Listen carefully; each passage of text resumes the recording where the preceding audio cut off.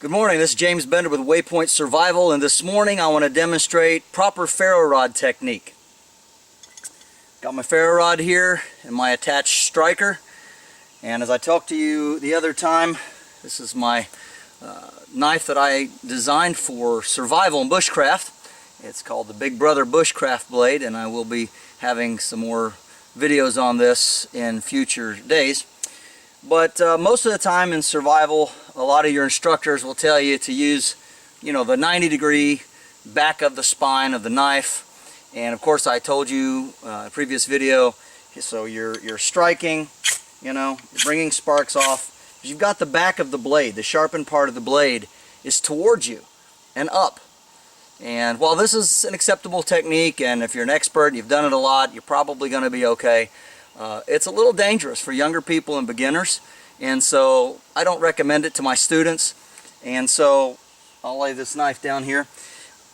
As I said the other day in my video, I use this Speedy Sharp, and it's a great piece of striking equipment, and it's got a piece of carbide on it. Stays sharp forever. It's multi-use, multi-purpose. Sharpen your knife, your axe, your hatchet. It's also good for scraping bark and preparing tinder.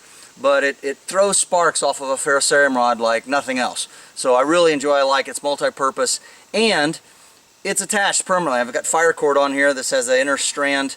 I purposely did not melt the ends so that I could access the fire cord more easily. But this fire cord you can get at Walmart or wherever. It's brightly colored, helps you keep from losing your ferro rod.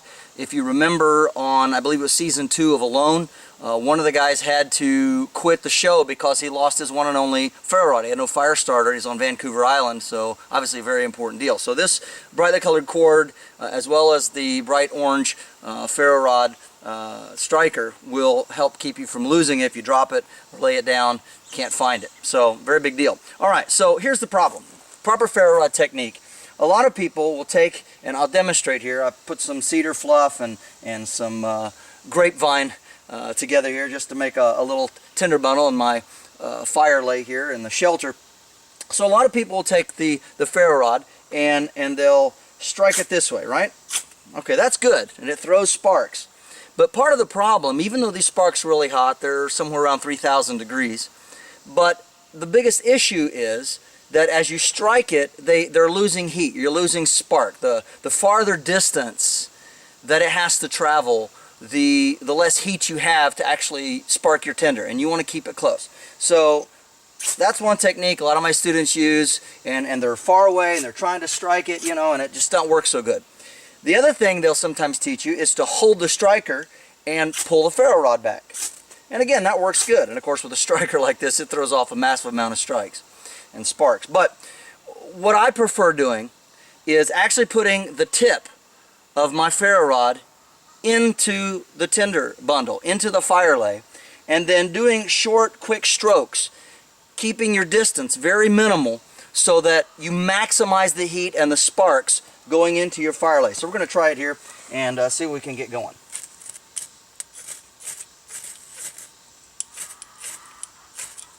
So this technique right here, and it works pretty good. Just real short strokes like this, and you get that fire going. You keep that heat concentrated, and if you do your fire lay right, and the humidity is working with you, which today it's working against me, but short, sharp strokes, and it's flaming up here, so a little bit of, but you can see how it works. So anyway, I'm not actually trying to start a fire, I'm just trying to demonstrate a technique, so it's not that important I get it started because I just sit out here and burn anyway. But I've got a little tendril of smoke curling up here, and if I wanted to, I could play around with it and make it work. But anyway, that's proper ferro technique. So don't throw sparks at it, don't try to pull this back. A lot of times if you're throwing sparks at it, you'll knock your tinder. Same thing is true with the big knife. You're striking at your tinder, and you're doing something like this. You're just knocking everything everywhere. Okay?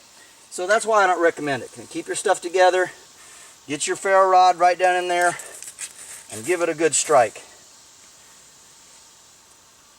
And if you do it right, it'll keep burning, and you'll have a nice little fire, and you'll be able to survive for the night.